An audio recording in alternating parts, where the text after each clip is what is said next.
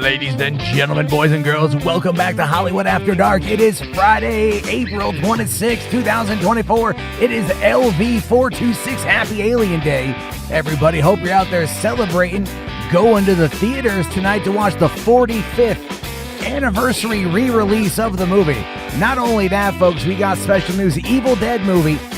A lot of other news happening, like maybe Michael Fassbender back in the MCU. I don't know. Let's talk about it. Hollywood After Dark. Let's go right now. Yeah.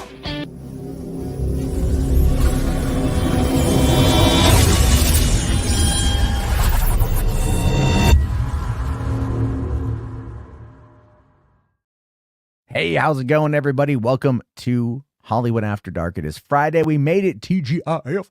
I don't know about you. I mean, like it's like the middle of my work week, so I'm kind of just like, whatever about it. But there's a lot going on, thinking about movie theaters a lot this weekend. I got a couple of quick little soapbox rants I want to go on before we get into the news, so you're going to have to deal with that. But first things first, remember, folks, it's only with your support that the show keeps on keeping on. So remember, if you want to help out, join the Hollywood After Dark Premium. You can go to patreon.com/MattJarbo or become a channel member today. Get them little badges, get those little emojis for when the stream is live. I always appreciate you guys. And then also, Podio Commentary is coming back next week. I keep saying it, but I swear it's going to happen, you guys. Hold me to it. A lot of stuff to talk about. Always a lot of fun things going on with movies. And there's always movies I want to watch. And so I'm looking forward to getting back into this. So you look forward to that here on the channel. So there's all that stuff. I had to get out of the way right off the bat, right? We always know how that is, right? All the podcasters out there gotta shill their wares. But anyway, I want to talk about the special events, right, as they happen. So right now, what we're talking about is there is in theaters today, April 25th, nationwide, you can see the Alien 45th anniversary re-release of one of the greatest films of all time. And then also The Mummy, 25th anniversary of one of the greatest action adventure films of all time. Both of these movies are absolute, massive, mega, classic, fantastic movies that I love. I remember seeing The Mummy in theater 25 years ago. My copy of it on 4K is literally, I'm looking at it right now. I've got my copy of Alien on 4K. So then I asked the question, right? Is it worth going to see these movies if they're really only going to be available this week? And that ends up being the question. Why is it that these studios only put out these re-releases for only a little bit of time? I think during the pandemic, we kind of learned when everything was shut down, people would go see movies and they want to go see older films that they've seen before, and they'll pay the price, discounted price a little bit, but they'll still pay the price to go and see these movies because they know that it evokes a certain emotion and it's a way to get them out. And the fact that I have both of these movies in immaculate 4K representation, the ability to watch them on a 55-inch Samsung television with Bose Quiet Comfort headphones from the comfort of my $7,000 Tempur-Pedic bed. Yeah, because I'm one of those guys. With popcorn that I paid pennies for, why would I venture out to go see something? Now, I want to, but that is something. And that leads me to ask the question here, are movie theaters dead? Are we in a space where movie theaters are just kind of at the end of their existence as we know them? And I know I've talked about this before, and I know that there's going to be comments in the chat for people saying, no, movie theaters aren't dead. But they're not growing. They're not growing. You don't hear about movie theaters opening. You don't hear about chains opening new locations.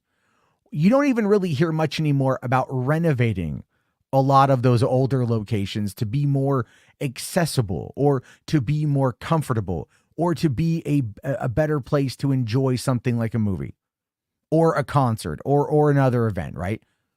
Movie theaters have less importance than they used to. And that is just a fact. It's not a fact I like. It's not a fact that I relish in or I cherish or I'm supportive of. It's just a damned fact. We know this. Some movies do well. Most, maybe not. Like there was an article I read, I saw floating around a little bit the other day.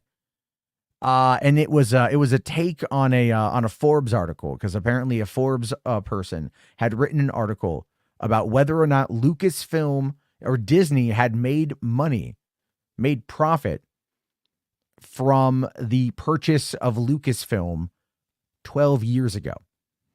Now, remember, they bought them in the fall of 2012, $4.08 billion, the vast majority of which was in Disney stock to George Lucas, making him currently the largest shareholder with the highest amount of personal shares. Okay.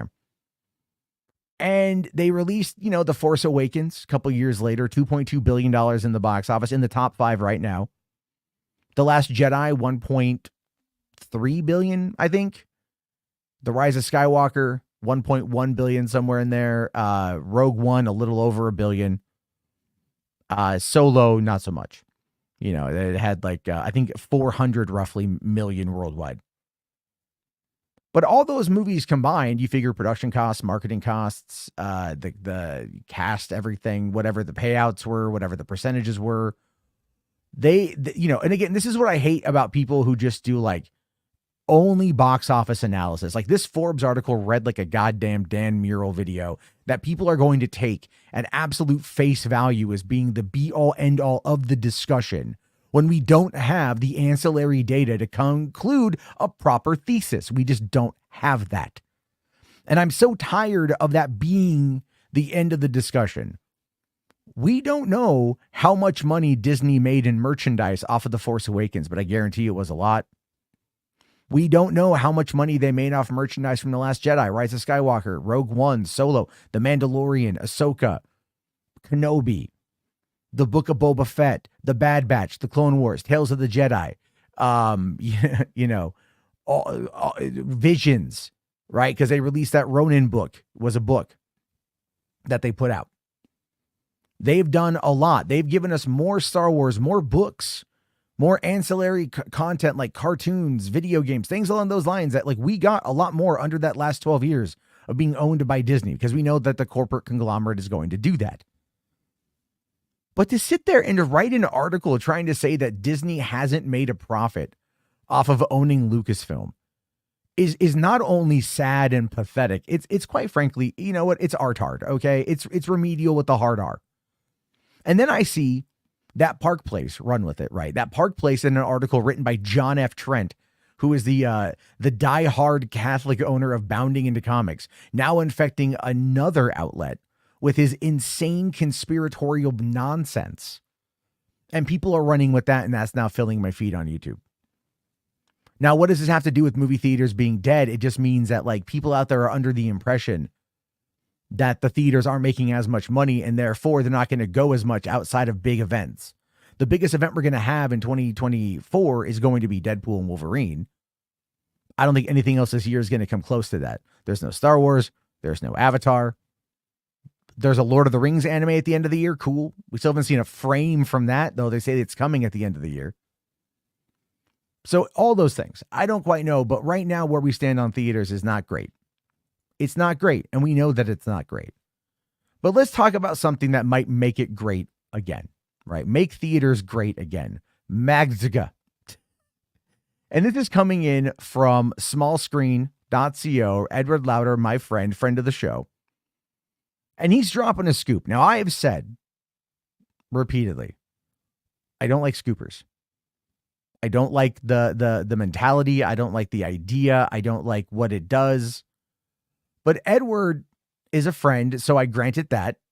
And this isn't like something he heard through the grapevine. This is, according to him, his own personal experience. And I think that warrants a closer look, right? And I think that's fair. But again, as always, grain of salt, right? Grain of salt, you have to do it. So he says here, Michael Fassbender talks to Peyton Reed about Magneto MCU Return. Now he says, so first things first, where does this information come from? Well, it's actually firsthand information. Yes, I know that many people will be saying something on the lines of sources, and trust me, bro. But what I'm going to do here is give you a firsthand account of what I saw and what was overheard. There have been rumors for some time suggesting that Michael Fassbender might be about to make his return as Magneto and that he will be turning up in the MCU. However, these have just been rumors so far. There have been reports that Fassbender is not at all interested in returning to the role. That said, I've also heard rumors that he might be making a cameo in the upcoming Deadpool and Wolverine. I mean, look, I agree with him here. It sounds like everyone is going to be in that movie. They're all going to be variants of their Fox characters, but they're all going to be in that movie. Now, it says here, that's enough preamble onto the stuff that matters. I won't go into too many specifics because there are individuals involved in this story. I don't want to get them into trouble. Again, that might be what people then take as the "this is BS" alert right here. Well, I can't name my sources, but trust me, sort of thing. And again, I've known Edward for a while, and he's never been a person I've ever suspected of doing anything with impropriety. He's a right proper gent from the UK. He'll probably chuckle at that I said that.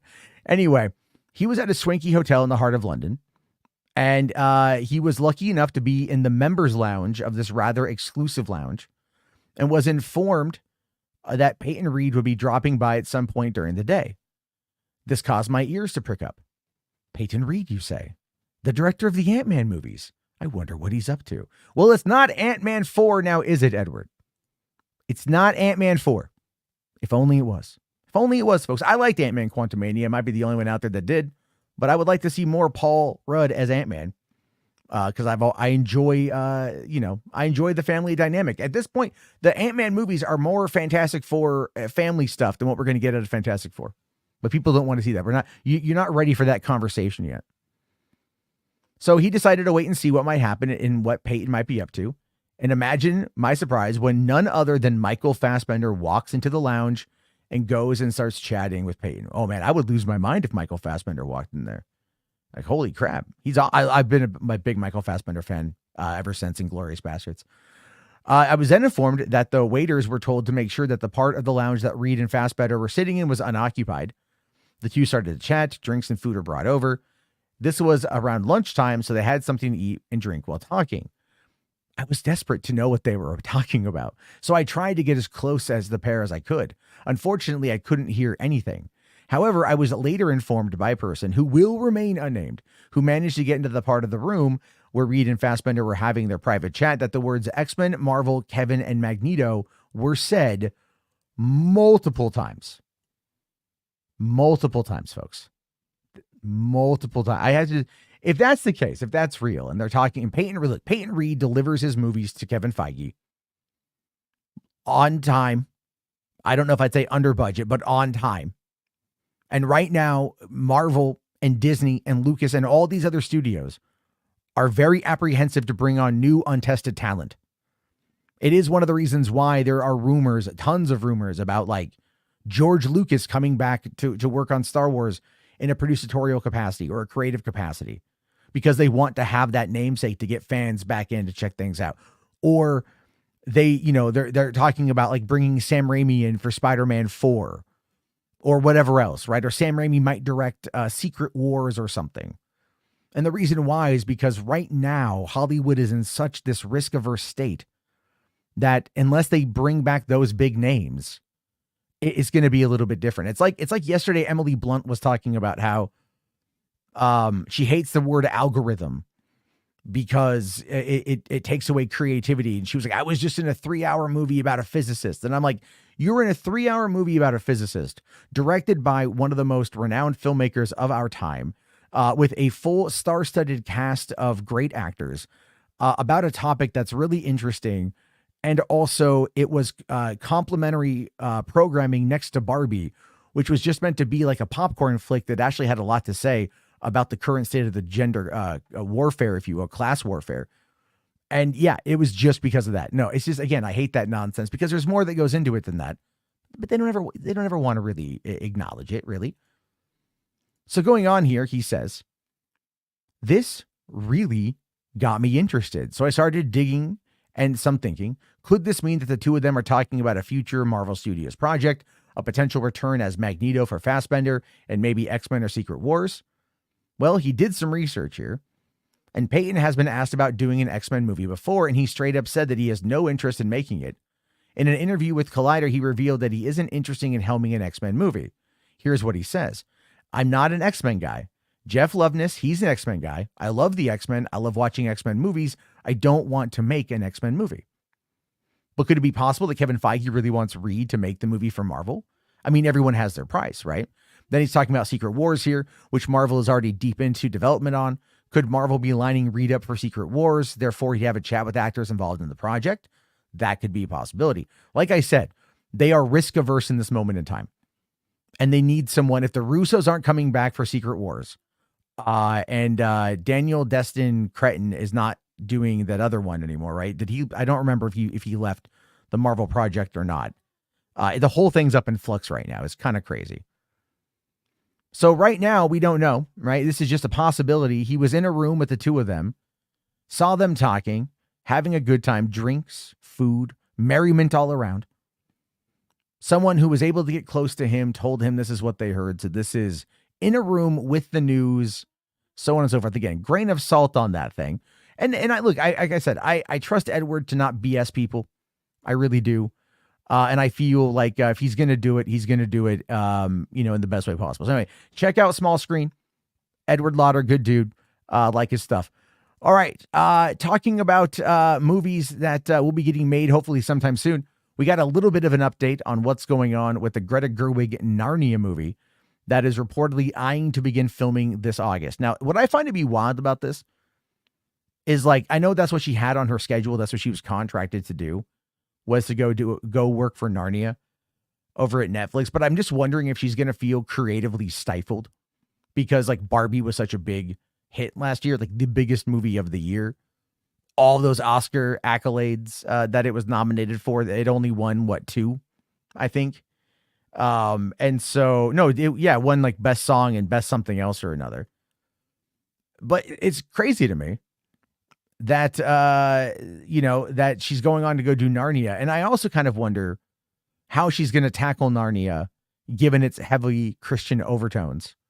And the fact that she has been with her now husband, Noah Baumbach, for many, many, many years, living in sin, out of wedlock, having premarital sex, folks. Tons of premarital sex. They have kids. Children born out of wedlock, children that are effectively bastards. How is that going to translate over to, like, the ultra-Christian Chronicles of Narnia? Now, look, I'm effing around on this one, right? I think she's going to do just fine. But it'll be very interesting for her to take very liberal ideology ideas and put them in a movie that was very, very, very much about lined with there we go, with Christianity, Christian themes and stuff. Who knows what's going to happen? But it will be interesting the less. Also, like I said, folks, today is in fact LV426. We found out today that an Alien VR game will be releasing later this year. It is described as single player and action horror with an original story. If it's not, what's it called? If it's not freaking Alien Isolation 2, then, like, what the heck? You know what I'm saying? Like, what's going on with that? Why no Alien Isolation? Why aren't they giving me more of that? That was a great game. This is called Alien Rogue Incursion. I mean, I'm not going to turn down more Alien games, to be fair. But to give us a little bit more insight into everything, we've also got, this is coming from behind the scenes from Fede Alvarez. Okay. This is showing us a practical face hugger used on Alien Romulus coming to theaters just a few months. Check this out. Look at this. That's where he is.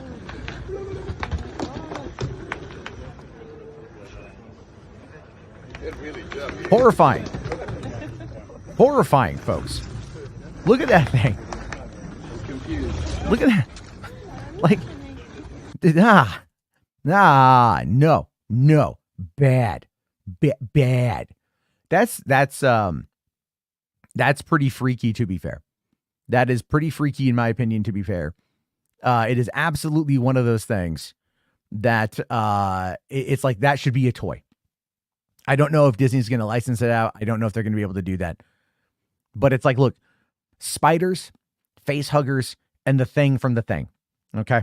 Like, those are some of, like, those practical effects. Spiders are real, by the way, but you know what I'm talking about. But, like, the practical effect they used in the thing, and then this is a practical effect of those face huggers. Is it just one? Is it many? Are they going to be like, that's going to be freaky.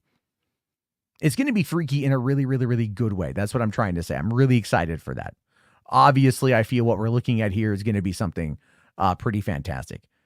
Sadly, though, on the side of things that aren't that fantastic, we found this out here today through Variety. Pauly Shore was up all night crying after Richard Simmons says, I don't approve of the biopic, asked for a meeting with Richard Simmons saying you haven't even heard the pitch. Now, this happened a little while ago. There was a thing, I think, coming out of Sundance.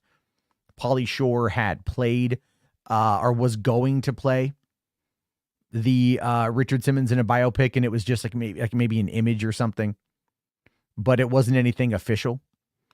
But here is what he has to say about this. Pauly Shore wrote on Instagram that he was up all night crying after Richard Simmons continued to publicly distance himself from the biopic on his life that Shore is attached to star in. Furthermore, Simmons revealed on his social media platforms that he's talking to film studios about making his own biopic, saying, I just read that a man I don't know is writing my biopic starring Pauly Shore, Simmons posted earlier this week. I don't approve of this movie. I am in talks with major studios to create my own biopic with some help. Wait for this movie instead. Shore's Simmons biopic, which the fitness icon is not involved in, is now in development at Warner Brothers subsidiary, the Wolper Organization, from writer Jordan Allen Dutton. I understand Richard Simmons' approach to this. I understand his predicament. I understand where he's at. I understand why he wants to distance himself, right? You got to understand, there was a big thing a couple of years ago where there was all these questions about whether or not Richard Simmons was even alive. Or if he was alive, was he held against his will?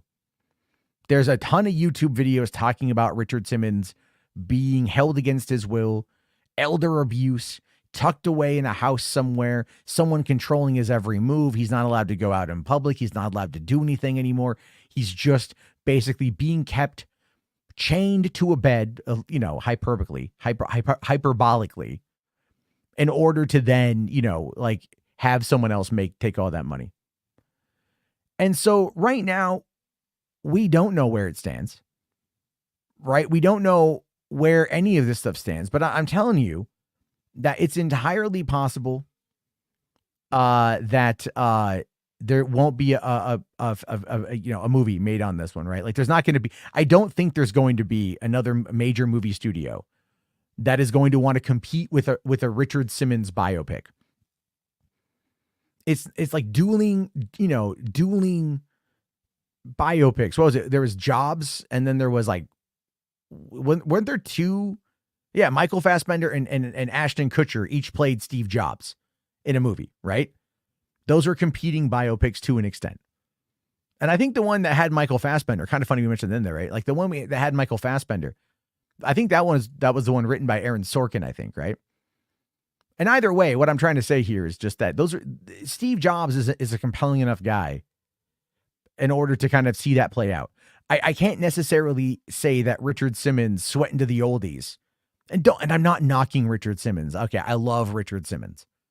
I just don't see as being like that sexy of a documentary that's going to end up being a big deal, right? It's like, what's going to cause his fade from society? What's going to bring him back? If it's not going to be the abuse thing, if it's not going to be the tragic end of Richard Simmons' life at the hands of elder abuse, which you could even make the argument that Stan Lee went through some of that shit before he died, and that would be an interesting story to tell. But Richard Simmons is still alive and well, so I don't know. I don't know. I mean, well, look, I guess it depends on the right writer. Like I said, there were competing biopics for Steve Jobs, and one of them was written by Aaron Sorkin, who we all know is a very, very, very good writer. In fact, Aaron Sorkin, by the way, because this is how I segue, now has admitted that he is writing a quasi sequel to The Social Network, saying that's all about January 6th. He says, I blame Facebook for January 6th. Going on here, Facebook has been, among other things, tuning its algorithm to promote the most divisive material possible, because that is what will increase engagement. That is what will get you to what they call inside the hallways of Facebook, the infinite scroll. There's supposed to be a constant tension at Facebook between growth and integrity. There isn't. It's just growth. Now, when we talk about something like January 6th, which I know this is a movie podcast, so I'm going to get on my soapbox for a hot minute. And if you know me, I've talked about this before. There's a book that's out there that said that I'm the reason Donald Trump got elected president. It's called Crash Override, came out in 2017. You can look it up. And there's also connections between when I was in an event called Gamergate back 10 years ago that has ties to January 6th in many ways, because Gamergate directly or indirectly led to the creation of QAnon. And that's something that I've kind of had to grapple with recently, because how do you talk about that in a way that doesn't make you seem like a loony?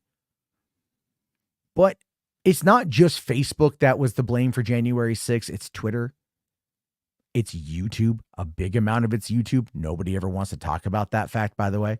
Nobody ever wants to mention the fact that YouTube is very much responsible for a lot of it, because that algorithm is really, really, really focused to keep you on the platform by recommending you content that's going to keep you engaged, and in many ways, content that makes you angry.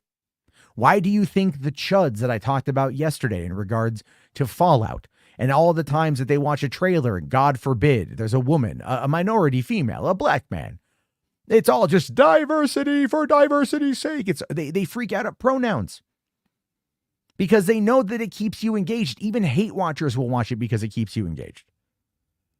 We know deep down that they are lying to you. We know deep down that this is stuff that's being used to cause that division. And that is what's happening here.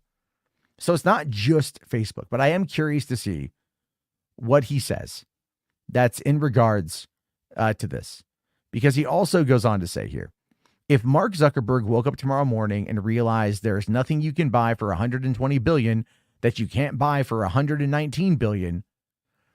So how about I make it a little less money? I will tune up integrity and tune down growth. Yes, you can do that by honestly switching a 1 to a 0 and a 0 to a 1. I mean, it's a bit binary of a way of looking at it, I guess. Didn't. Sorry, I don't think before I speak. You guys should know this at this point. But a movie about J6, a movie about Facebook's involvement in J6, it's going to be a quasi sequel. How much of that's going to be based in reality? How much of that's going to be whatever? I don't know. I don't know, folks, but it is happening. He's working on it. And listen, it's Aaron Sorkin, so I can't quite say that I won't be seated, because I probably will. Unless it's Moneyball, which I didn't like Moneyball, like, at all. But anyway, let's talk about the final story of the night, and that is Evil Dead. The new Evil Dead gets its director. I'm not too sure how I feel about this. I'm not saying anything negative about Evil Dead Rise. I freaking love that movie. I just bought it recently on 4K. Excellent movie. But for me, again, it's really about the connection to the overall mythos of Evil Dead. And that has everything to do with Bruce Campbell, everything to do with Ash Williams, everything to do with everything involving that, right? That's because that's what it is. That's what we know it is. That's what it's been. That's what it's always been now for 40 years. I understand Bruce Campbell doesn't want to do it. And I think the Star situation with Ash versus Evil Dead was a big issue. I would really hope that we could maybe find a way to like crowdfund a 4th season and wrap up the show, wrap up Ash's storyline before diving into new stuff. But obviously that's above my freaking pay grade. But here's what we know. Francis Gallupi, who did The Last Stop in Yuma County, has been set to write and direct the next Evil Dead at Sam Raimi and Robert Tapert's Ghost House Pictures. No specifics of the plot are available, and no personnel involved have been revealed, as it's said to be in their early days, according to Deadline, who broke the news. The project is said to be an original story that Gallupi developed and brought to Raimi and team who sparked the idea. In a statement, Raimi says, Francis Gallupi is a storyteller who knows when to keep us waiting in simmering tension and when to hit us with explosive violence. He is a director that shows uncommon control in his feature debut, which would be The Last Stop in Yuma County, which I'll have to check out.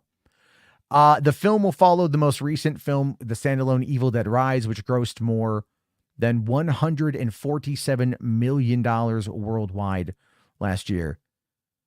The project is also not to be confused with Infested director Sebastian Vanekek's new spinoff of the franchise, which is also in the works. So they are really amping up, gearing up, getting ready for more Evil Dead. And that's not a bad thing, folks. It's not a bad thing in the slightest. But again, for me, it really is. And I think for a lot of you out there who are longtime Evil Dead fans, you want Ash to finish his story, whatever that might be. And I think Bruce Campbell would be willing to do it. I know he can be a little miserable at times, but I think he wants to do it his way. I think Raimi wants to do it his way. And if they can find a way to make it work, they should do it. Because here's the thing, man. Evil Dead Rise, $147 million worldwide. It probably did quite well on home video. $19 million budget. The movie was meant to go to HBO Max. Put it in theaters, and it was well done. It was very well done. The trailer was well done. The marketing was well done. The only thing about that movie I didn't like was the opening. And because the opening made like no sense. It just was a way to kind of like set the stage, I guess. And like whatever, cold open type stuff. But still, I don't know what they plan on doing with it. I just feel, to me personally, I would rather them see it kind of like, go that direction. Bring in Ash, give him one final ride, kill him off if you have to, but just close the gap. Give the fans what they want and close the gap.